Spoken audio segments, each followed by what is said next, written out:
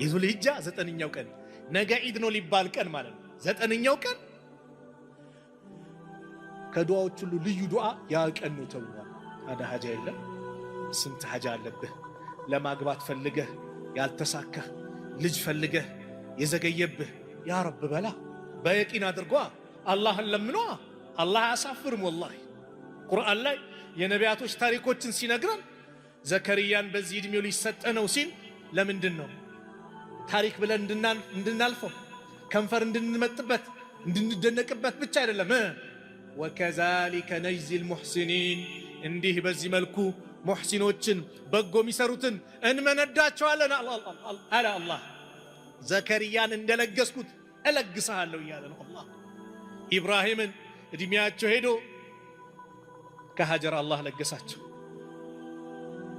ኋላ የመጀመሪያ ሚስታቸው ሳራ ኢስሐቅን የለገሳት ኢስማኤል ከተወለደ ከ13 ዓመት በኋላ ኢስማኤልን ለነቢዩላህ ኢብራሂም ሲለግሳቸው 86 ዓመታቸው ነበሩ። ኢስማኤል ማን ነው? ኢብራሂም።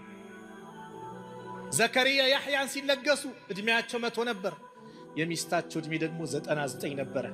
መሃን ነበረች። አላህ ሲለግስ በካልኩሌት አይደለም። መርየም ጋር ሲገቡ በበጋ ማይገኘው ምግብ ያገኛሉ፣ በክረምት ማይገኘውን ያገኛሉ። ከየት ነው ይሄ ብለው ጠየቁ። ይሄማ ከአላህ ዘንድ ነው። ኢነላህ የርዝቁ መን የሻ ቢገይሪ ሒሳብ። አላህ ባሪያዎችን ሲለግስ ያለ ሒሳብ ነው፣ በካልኩሌት አይደለም። እኛ ሒሳብ ሰርተን ነው ይሁን ነገር ምን።